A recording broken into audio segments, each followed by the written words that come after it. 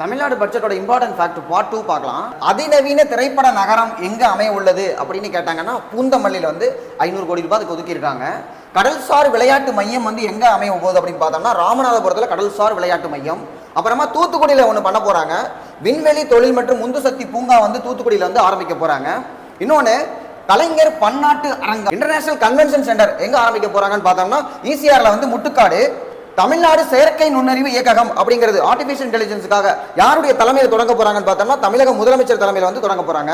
அடுத்து நீலக்கொடி கடற்கரை சான்றிதழ் ப்ளூ ஃபிளாக் கொடுத்திருக்கக்கூடிய கடற்கரை சமவெளிகள் எந்த மாவட்டத்தில் இந்த கடற்கரைகள் இருக்கு, இங்கெல்லாம் கடல் இருக்குங்கிறது பட்ஜெட் மூலமா தான் நம்ம தெரிஞ்சுக்கிறோம். உதாரணத்துக்கு திருநெல்வேலியில கடல் இருக்கு, திருநெல்வேலியில கோடாவிளை அப்படிங்கிற கடற்கரை. தூத்துக்குடியில் பார்த்தோம்னா காயல்பட்டினம், ராமநாதபுரத்தில் அரியமான், புதுக்கோட்டையில கட்டுமாவடி, நாகப்பட்டினம்ல காமேஸ்வரம், விழுப்புரம்ல மரக்காணம், கடலூர்ல சில்வர் பீச், சென்னை மெரினா எல்லாத்துக்குமே தெரியும். தேங்க்யூ.